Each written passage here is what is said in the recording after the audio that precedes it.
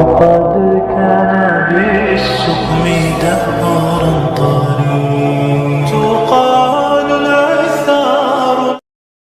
لاحصل خواہشیں، ادھورے قصے، نامکمل خواب، کچھ بھی ناممکن نہیں رہتا جب بات تہجد کی دعاؤں پر آتی ہے.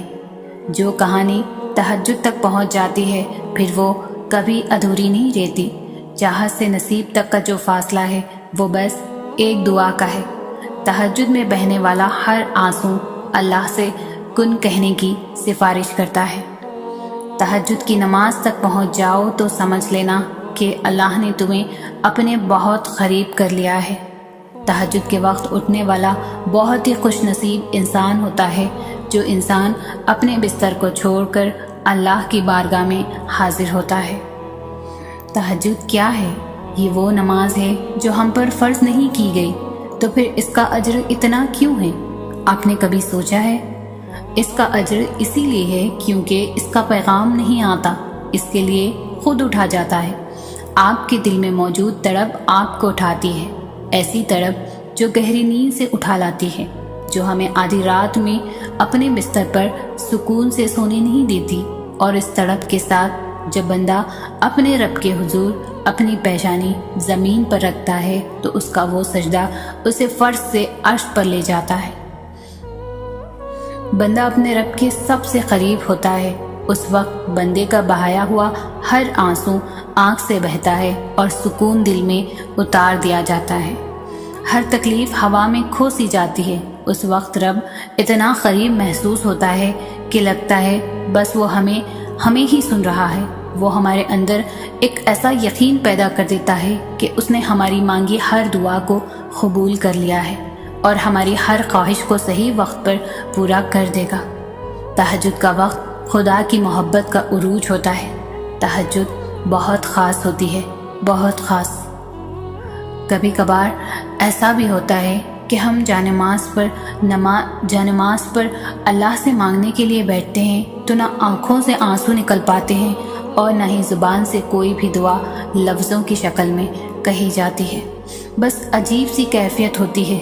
دل تو تب چیخ چیخ کر کہہ رہا ہوتا ہے کہ یا اللہ اب آپ کے کن کی ضرورت ہے، لیکن لب اس درد کو بیاں کرنے سے قاصر ہوتے ہیں. اور پتہ ہے اس لمحے تمہاری اللہ سے نہیں، تمہارے دل کی اللہ سے گفتگو ہوتی ہے. اور جب ٹوٹا ہوا دل خود اللہ کی بارگاہ میں جا کر اپنی کرچیاں سمیٹنے کی فریاد کرتا ہے نا، تو اللہ اس کے لیے اپنی مدد نہیں بھیجتا بلکہ اللہ پھر وہ کرچیاں خود سمیٹتا ہے. اللہ تب وسیلے نہیں بناتا اس کے لیے بلکہ اللہ خود اس کا وسیلہ بن جاتا ہے. تمہاری یہ خاموشی اللہ کے ہاں بہت زور کا شور مچا دیتی ہے. اتنا زور کا آسمانی خلق اس چپ کی آواز سے چونک اٹھتی ہے اور پھر وہ ساری خلق اللہ سے تمہارے حق میں دعا کرتی ہے اور فریاد کرتی ہے کہ یا اللہ یہ جو درد سے تڑپ رہا ہے اسے شفا دے دے، اس کے لیے کن فرما دے. جب آسمان تمہاری آواز سے لرز اٹھتا ہے تو سوچو اس رب کی کیفیت جس نے فرمایا ہے کہ میں شہرک سے بھی زیادہ تمہارے قریب ہوں. سوچو تمہاری جس خاموشی کا شور عرش تک پہنچ سکتا ہے اسے کیا تمہارے دل میں رہنے والا اللہ نہیں سن سکے گا؟ وہ سب سنتا ہے، وہ سب جانتا ہے، تب بھی جب تم کہتے نہیں اور تب بھی جب تم کہنا نہیں چاہتے. وہ دھڑکن ہے اور وہ دھڑکنوں کی ہی سنتا ہے. پھر ایسے معجزے کرتا ہے کہ پھر دل سے پھر سے جی اٹھتے ہیں، دھڑکنیں پھر سے بحال ہو جاتی ہیں اور ویران آنکھیں شکر سے بھر جاتی ہیں. پھر کرچیاں بھی سمٹ جاتی ہیں اور شفا بھی مل جاتی ہے.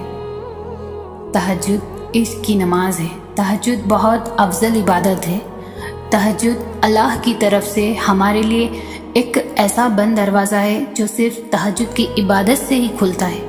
یہ دروازہ صرف ان لوگوں کے نصیب میں ہوتا ہے جو واقعی اللہ کے قریب ہوتے ہیں، اور سب سے بڑھ کر اللہ خود انہیں تہجد کی طرف لاتا ہے. رہتا تو وہ خدا ہر طرف ہے، پر تہجد میں خاص سیاہ کالی چادر کے پیچھے رات کی اندھیری میں صرف وہی لوگ اللہ کو دیکھ پاتے ہیں جس نے اللہ سے بے پناہ محبت کی ہو. اس وقت اللہ اور آپ کے درمیان ہونے والی گفتگو، آنسوؤں سے بھری ہچکیاں، دل میں کی گئی باتوں کی آوازیں صرف اللہ کے سوا اور کوئی نہیں سن پاتا. اس وقت تہجد کے سجدے سے نہ تو سر اٹھانے کا دل کرتا ہے اور نہ ہی آسمان سے نظر ہٹانے کا۔ اور اگر ایسا ہو جائے کہ کبھی اسی دوران تمہاری اللہ سے تہجد میں ملاقات ہو جائے اور وہ تمہارے روبرو آ جائے اور وہ منظر تمہارے لیے معجزے سے کم نہ ہو، ہاں یہی تہجد ہے۔ تہجد محبت کی تکمیل ہے، اللہ سے محبت کی تکمیل۔ باقی نمازوں پر انسان اللہ کی پکار پر اس کی جانب جاتا ہے، مگر تہجد کے لیے انسان پکار کا انتظار نہیں کرتا، بس نیند سے غافل ہو کر تڑپتے ہوئے دل کے ساتھ اللہ کی جانب سسکتے ہوئے دوڑا چلا جاتا ہے۔ شاید اسی لیے تہجد فرض عبادات کا حصہ نہیں بنائی گئی، یہ تو بس وہی پڑھ سکتا ہے جس کو اللہ سے عشق ہو گیا ہو، ایسا عشق جس کے بعد محبوب سے گفتگو کیے بغیر دل کہیں چین نہیں پاتا۔